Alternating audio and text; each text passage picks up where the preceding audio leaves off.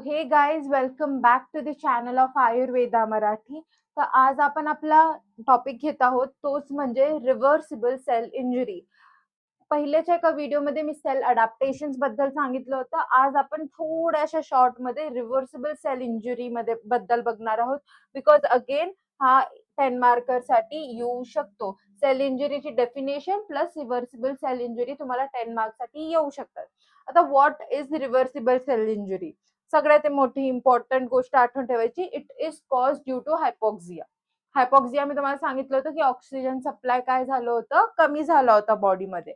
आता oxygen supply जर कमी झाला तर मायटोकॉन्ड्रियल जे सेल्स असतात आपले, ते ऑक्सिजनवरच वर्क करतात, एटीपी बनवतात, हे आपल्याला माहिती आहे.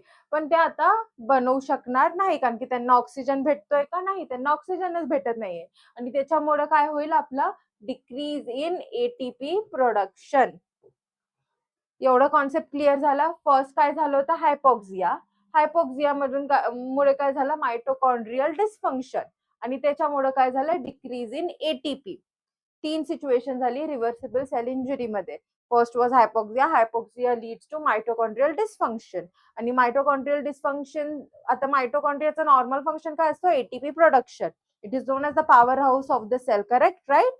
पण आता कारण मायटोकॉन्ड्रियाचा डिस्फंक्शन आहे म्हणून एटीपी प्रोड्यूस होईल का? नाही.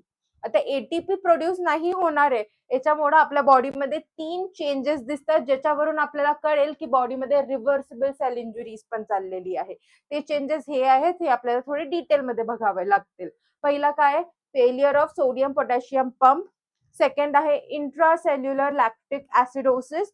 थर्ड आहे डिक्रीज्ड प्रोटीन सिंथेसिस. आता मी तुम्हाला खाली याची पॅथॉलॉजी सांगणार आहे डिटेलमध्ये, तुम्हाला ते पेपरमध्ये लिहायची सुद्धा आहे. पण जर बाय चान्स तुम्हाला काहीच आठवलं नाही, रिमेंबर हा एक 10 मार्काचा क्वेश्चन आहे. जर बाय चान्स तुम्हाला काहीच आठवलं नाही, तरी यांचे नाव लिहिणं तुमच्याकडनं एक्सपेक्टेड असणार आहे. तुम्हाला यांचे नाव तरी लिहावेच लागतील. आता तुम्ही हे वर्ड्स आठवून ठेवा. काय, failure of sodium potassium pump, intracellular lactic acidosis, decreased protein synthesis. Okay, आता मी खाली जाणार आहे. आता फर्स्ट थिंग फर्स्ट बघू आपण, failure of sodium potassium pump. Okay, मी आता तुम्हाला एक्सप्लेन करते, त्याच फॉर्मॅटमध्ये तुम्ही लिहा, पण तुम्हाला लवकर समजेल. नॉर्मली सोडियम पोटॅशियम पंप कसा वर्क करतो, जे असते सोडियम प्लस आणि एक असते पोटॅशियम प्लस, करेक्ट? सोडियम कुठे असतो, इंट्रासेल्युलर फ्लुइड मध्ये, म्हणजे ते आयसीएफ म्हणतो आपण. आणि हे असते एक्स्ट्रा सेल्युलर फ्लुइड, करेक्ट? आणि यांच्यामध्ये एक्सचेंज चालू असतो, हे तुम्हाला माहितीये.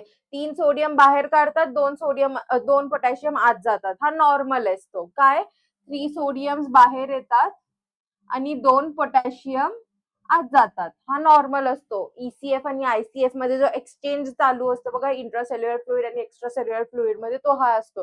कुठेतरी वरती लिहून ठेवा, तुम्हाला आठवून राहिलं पाहिजे. 3 सोडियम बाहेर येतात, 2 पोटॅशियम आत जातात, हे काय आहे, नॉर्मल आहे. पण failure of sodium potassium pump झालेला आहे, ऑफकोर्स. आता सगळ्यात आधी काय लिहू आपण, एटीपी प्रोड्यूस नाही झाला. तर हे जो सोडियम पोटॅशियम पंप असतो, कशावरती फंक्शन करतो, एटीपी वरती. एटीपीच नाहीये, तर सोडियम पोटॅशियम पंप काय करतोय, फेल झालाय. तर सगळ्यात आधी आपण इथे काय लिहिणार, हायपॉक्सिया. त्याच्यामुळे काय झालं, मायटोकॉन्ड्रियल डिस्फंक्शन. आता मी इथे एमडी लिहिते, तुम्ही डिटेलमध्ये लिहा. And decreased ATP production. ठीक आहे, त्यानंतर which leads to failure of pump. कोणता पंप, सोडियम पोटॅशियम पंप. आता सोडियम पोटॅशियम पंप फेल झालाय, तर तो सोडियम बाहेर काढणार का? नाही. पोटॅशियम अंदर टाकणार का? नाही. तर काय होईल, accumulation of sodium in the cell. Clear? हे ईसीएफ आणि आयसीएफ चा डायग्राम असा करून काढून लर्न ठेवा. This is extracellular fluid and this is intracellular fluid. ठीक आहे, सो हे accumulation of sodium in cell. आता जिथे जिथे सोडियम, तिथे तिथे काय असते, water. So water joins the flow of sodium. जिथं जिथं सोडियम तिथं तिथं काय असते, वॉटर. ही गोष्ट विसरायची नाही. सोडियम जिथं गेला वॉटर त्याला फॉलोच करणार.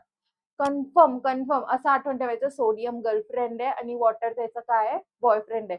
जिथं जिथं गर्लफ्रेंड गेली तिथं तिथं बॉयफ्रेंड जाणारच. ओके. व water joins the flow of sodium. त्यानंतर आता वॉटर नुसता सेलमध्ये भरत चाललाय भरत चाललाय भरत चाललाय, कारण की सोडियम तर बाहेर जातच नाहीये. तर आता काय होणार, swelling of the cell. So this is known as the, हे पण मार्क करून ठेवा, फर्स्ट हायड्रोपिक चेंज. हे तुम्हाला विचारतात एमसीक्यू साठी, what is the first hydropic change, what is second hydropic change, तर तुम्हाला माहिती पाहिजे. This is the first hydropic change और morphological change that is seen in the cell. आता सेल मोठा मोठा होईल तर मायक्रोस्कोप मध्ये दिसेल ना तुम्हाला की हा सेल फुगलेला आहे. So this is the first hydropic change और morphological change in the cell that is visible in the microscope, म्हणून त्याला हायलाइट केलेलं आहे. ओके. तर स्वेलिंग ऑफ द सेल. आता सेल मोठे मोठे होणार तर सेल मधले जे ऑर्गॅनल्स आहेत ते पण मोठे मोठे होतील. सो इथं काय आहे, swelling of organelles.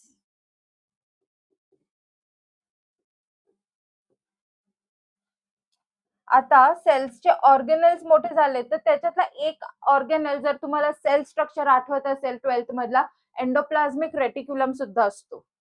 So further काय लिहायचं इथं, इथं थोडस डिस्टन्स मध्ये लिहित आता. Swelling of ER. ER म्हणजे काय, एंडोप्लाझ्मिक रेटिक्युलम. आता एंडोप्लाझ्मिक रेटिक्युलम स्वेल होत चालली आहे आणि मग त्याच्यावरती छोटे छोटेसे मायक्रोविलाय प्रेझेंट असतात. ही जर आपली ER असली त्याच्यावर छोटे छोटे मायक्रोविलाय असे प्रेझेंट असतील, छोटे छोटे. पण ते पण स्वेल होतील, कारण की आता नुसतं पाणी येतच चाललंय येतच चाललंय येतच चाललंय. तर नेक्स्ट पॉइंट काय लिहायचं स्वेलिंग ऑफ ER नाही तर swelling of the microvilli on the ER. Lastly काय लिहायचं, फ्लॅटनिंग ऑफ दी ER. हे आपल्याला फर्दर कंटिन्यू करायचं म्हणून इथपर्यंत लिहायचंय.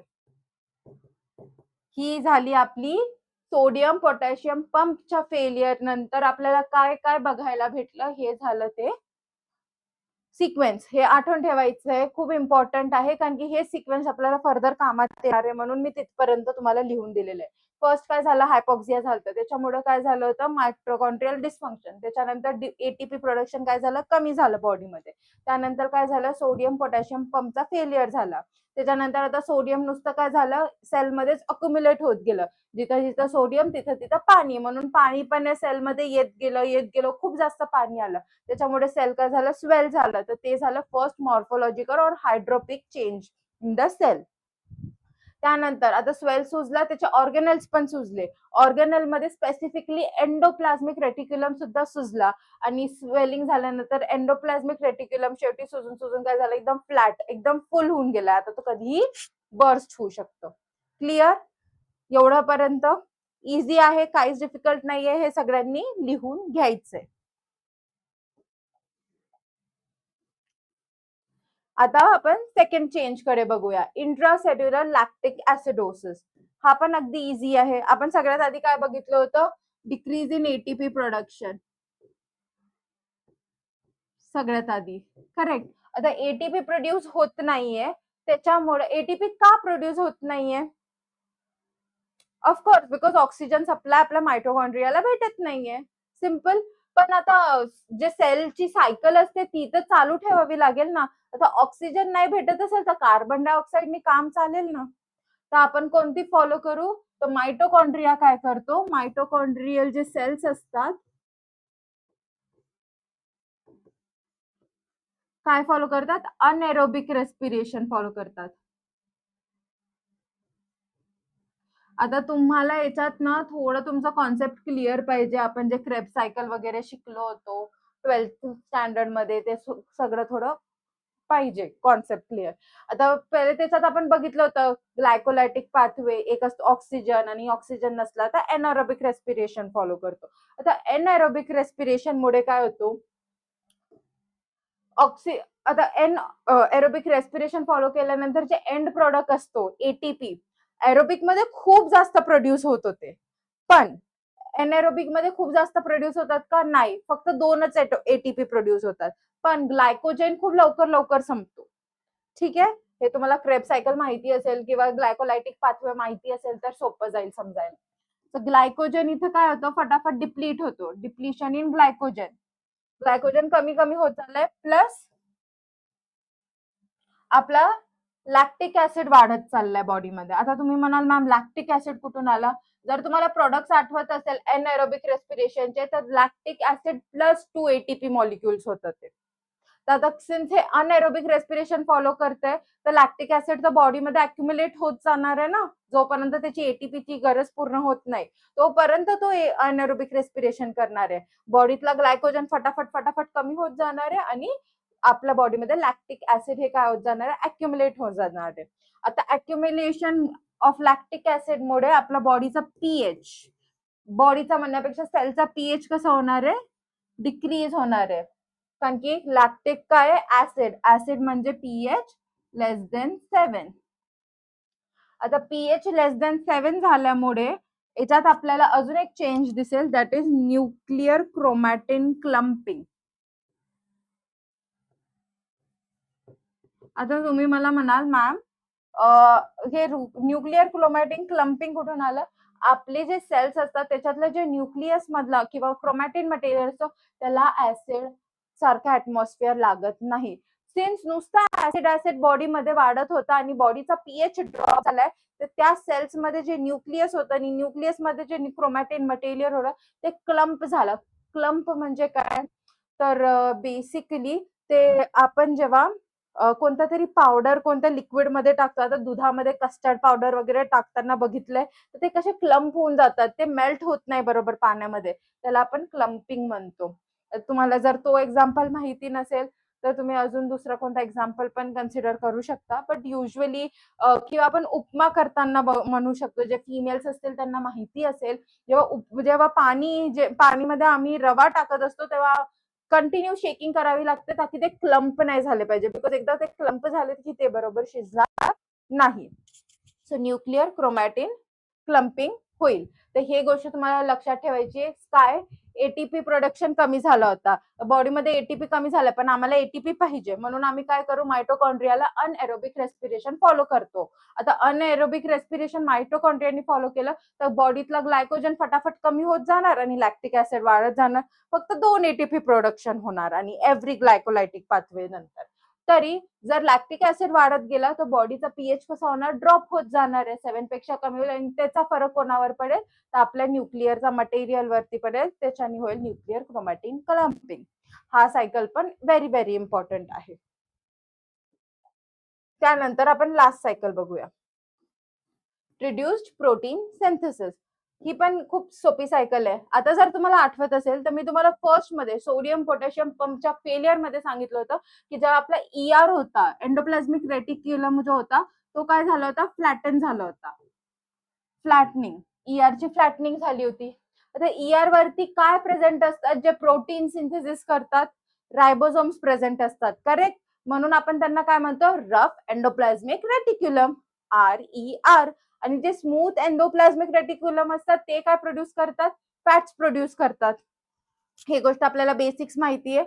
तर आता बिकॉज ईआर एवढा स्वेल होऊन गेला होता, तर त्याच्यावर जी अटॅचमेंट होती मायक्रोविलायनी, जे रायबोझोम्स धरून ठेवले होते, ते आता लूज झाले आणि खाली पडले. तर आता ते फंक्शनल करणार आहे का, नाही. म्हणजे बेसिकली हा माझा ईआर होता सपोज, हा, तर हा पहिले आधी रफ होता असा, ठीक आहे, त्याच्यावर मायक्रोविलाय होते आणि हे आमचे, आपण दुसरा कलर घेऊया, आणि हे आमचे रायबोझोम्स याच्यावरती आधी अटॅच होते छानपैकी, म्हणून ते प्रोटीन सिंथेसिस करत होते. पण आता काय झालं, आता तो पूर्ण स्वेल होऊन गेलाय असा, आता त्याच्यावर अटॅचमेंट साठी काही नाहीच आहे, म्हणून ते रायबोझोम्स काय झालं, खाली पडले. ठीक आहे. तर आता काय झालं, आता ईआरची फ्लॅटनिंग मुळे काय झालं,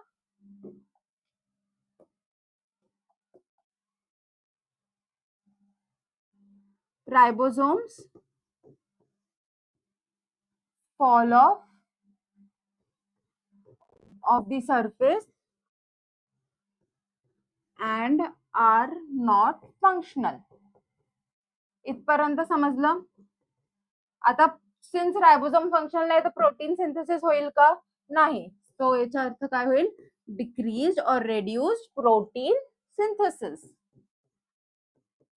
आता पुढे पण बघूया आपण. आता प्रोटीन कमी झालंय पण आता स्मूथ एंडोप्लाझ्मिक रेटिक्युलम अजून पण आहे.